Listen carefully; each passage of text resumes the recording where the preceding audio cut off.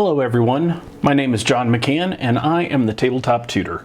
Today I will be teaching you how to play Mutant Meeples by Ted Alspach, released in 2012 by Bezier Games and Pegasus Spiele. Mutant Meeples is a game for 2 to 7 players, ages 8 and up, and can be played in 30 to 45 minutes. You can use the chart here to fast forward to the places in the video that you specifically want to listen to. A freak accident has turned Meeples in Meetropolis into superheroes with super speed and one other unique superpower. You've been put in charge of assembling the Super Meeples into a team of Mutant Meeples. When something disturbs the peace, you send your team out to the scene of the crime as fast as you can. Players work simultaneously to get their Mutant Meeples to the crime scene. The player who can solve the puzzle the most efficiently and assemble a team of super-powered Mutant Meeples will win the game. Each player takes 8 to 10 Mutant Meeple markers, depending on the game variant, a player board, and a player aid. Place the game board in the middle of the table. For easier puzzling, use the black-sided Meetropolis, and for harder puzzling, use the flip side of the board, which has a green border. Place the movement tiles, numbered 1 through 24, shuffle the location tile, place the scene of the crime target marker and the timer within easy reach, place random Mutant Meeples and their placeholders into each of the great symbols, as shown here. Use BB and QQ for the final 2 mutants. Each round you're going to be challenged to find the fastest way to get a Super Meeple to the scene of the crime. Whoever can do this the fastest will get to add a Super Meeple to their mutant team. So understanding how each Super Meeple works is the key to quickly building your team. Super Speed. All Mutant Meeples have super speed, which they cannot control unless they run into something, like a building, another Mutant Meeple, or the city edge. A Mutant Meeple will use super speed to move orthogonally, up, down, left, right, until he is stopped. For example, 1, 2, 3, 4, 5, 6, 7, 8, 9, 10, 11, 12, 13. I think you get the picture. Superpowers. Each Mutant Meeple has a superpower, which they can use only once during their turn. Unless otherwise noted, the superpower is a move. First, we have the Blue Beamer. He's blue, typically used as a first move superpower.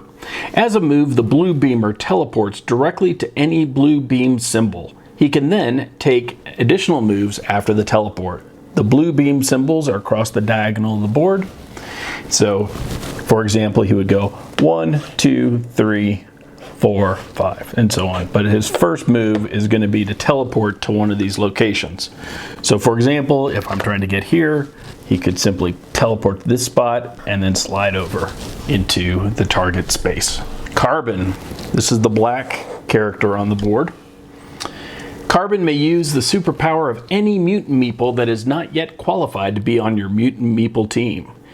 Carbon cannot use more than one superpower per round and has to follow the special rules associated with the other mutants. Try to recruit Carbon early to take advantage of his super ability. Force Jump. Force Jump is the green character. As a move, Force Jump jumps 3 spaces orthogonally, up, down, left, or right.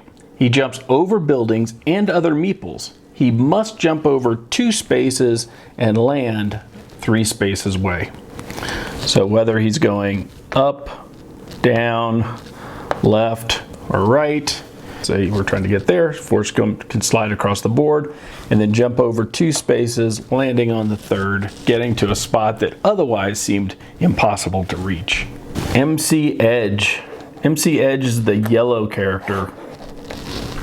During a move, MC Edge can wrap around the city edges.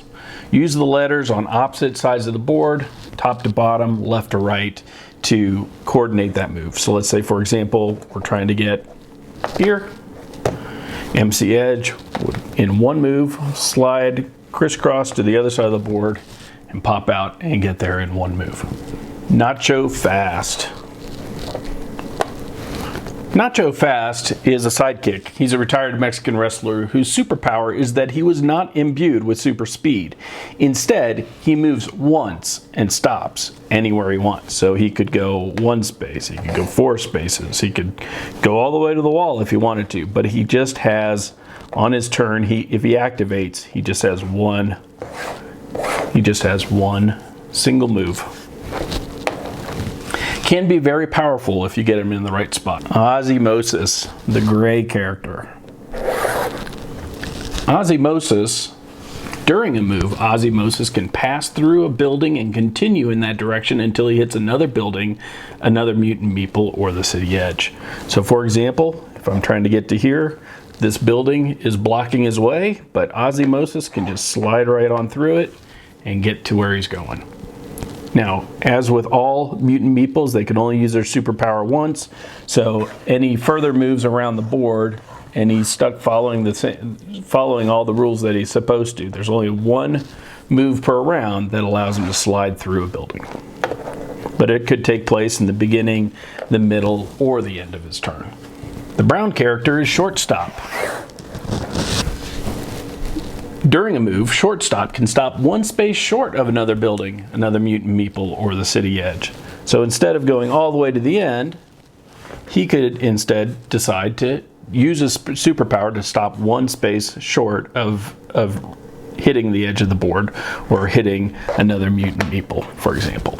Sidestep. This is the red meeple. Once during his turn, he can take 1 step orthogonally up, down, left, right from his current location. So for example, let's say we're trying to get here. Well, normally I would slide to this point and I would slide up. But if I was trying to get right there, I could slide to here and then use my super ability to step up 1 space into that location. Scute, the white character, is similar to Sidestep in that he can move 1 space once during his move, but in his case, he moves diagonally to one of the 4 diagonal spaces. Now he can't move through a building, but he can move between 2 meeples or around the edge of a building. He just can't, he's not Osmosis, so he can't move through a building. Swap Meat is the purple character from the Sidekick expansion. I know earlier you're wondering, well, how do I get Nacho Fast where I want him to be?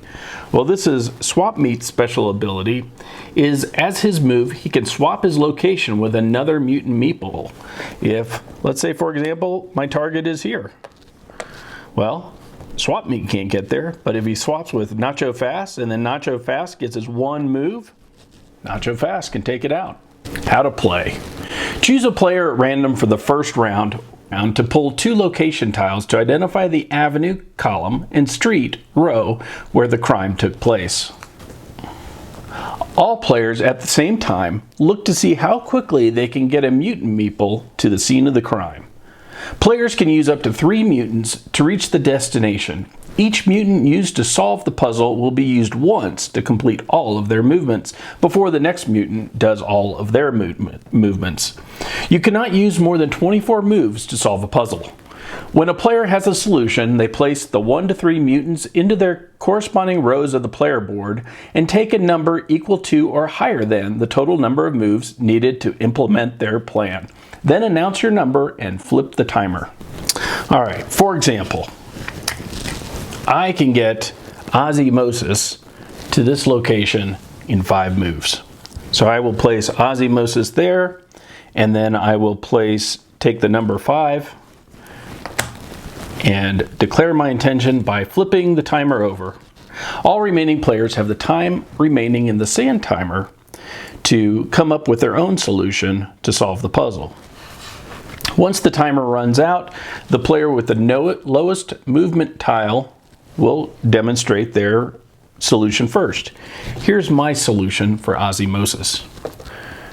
1, 2, 3, then he's going to use his superpower to go 4, and finally he'll slide here for 5. If the solution is incorrect, take the following steps. First, too bad. As a penalty, take one of the mutant meeples, if any, that have already been recruited to your team and return them to the available pool of mutant meeples above your player board. Second, return all moved mutant meeples back to their respective placeholders. Third, the player with the next lowest movement number gets to share their solution. If no other players chose a movement tile, then the round ends. If the solution is correct, take the following steps. Congratulations, you have recruited a mutant meeple to your team. Flip the marker over and place it below your player board. Reset for the next round. First, all players return all movement numbers. Second, all players return unrecruited mutant meeples to the top of your player boards. Third, remove the scene of the crime marker. Fourth, move all meeple placeholders under the locations of any mutant meeples that were moved, getting to the scene of the crime. Fifth, the player who successfully solved the crime most recently draws the next two location markers. If the location marker draw pile is ever empty, just reshuffle the discards into a new draw pile. Unsolvable crimes. Sometimes the crime scene cannot be reached with the available mutant meeples. If all players agree, then the crime scene goes unsolved and a new crime scene is randomly drawn. The first player to recruit 6 out of 8 for a standard game or 8 out of 10 with the Sidekick expansion mutant meeples into their team wins. Thank you for watching this tabletop tutorial for Ted Alspach's Mutant Meeples. My name is John McCann and I am the Tabletop Tutor. If you enjoyed this video and would like to follow along as I share more games that I enjoy, please find the subscribe button so you don't miss any of my upcoming episodes.